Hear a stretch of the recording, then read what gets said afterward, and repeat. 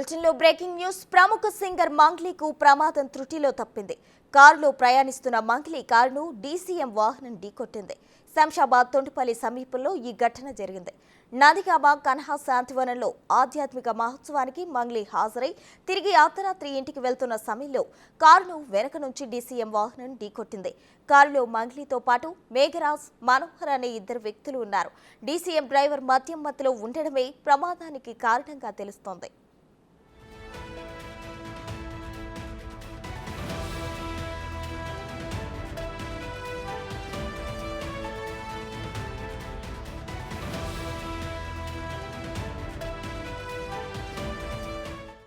దీనికి సంబంధించిన పూర్తి అప్డేట్స్ మా ప్రతినిధి సుజాత అందిస్తారు. సుజాత, చెప్పండి, ప్రముఖ సింగర్ మంగ్లీకి ప్రమాదం త్రుటిలో తప్పినట్లు తెలుస్తుంది. దీనికి సంబంధించిన పూర్తి అప్డేట్స్ చెప్పండి.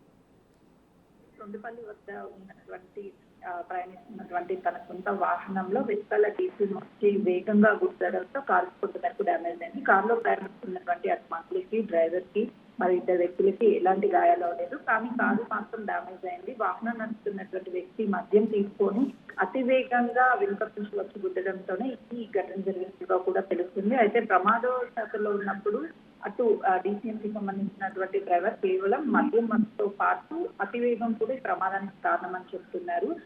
తను మళ్ళీ ఒక డివోషనల్ ప్రోగ్రామ్ కి అటెండ్ అయ్యి వస్తున్నటువంటి సమయంలోనే ఈ ప్రమాదం జరిగినట్లు తెలుస్తుంది. అయితే ఈ సింగర్ మంగ్లీతో పాటు తన సన్నిహితులు కూడా కారులో ప్రయాణిస్తున్నట్లుగా కూడా తెలుస్తుంది. కారులో ఇంటికి వెళ్లే సమయంలోనే ఈ ప్రమాదం జరిగినట్లు పోలీసులు గుర్తించారు. ఏదైతే ప్రమాదం జరిగినటువంటి వాహనం ఉందో ఆ వాహనంలోనే తిరిగి ఇంటికి మంగ్లీ వెళ్ళినట్టుగా కూడా తెలుస్తుంది.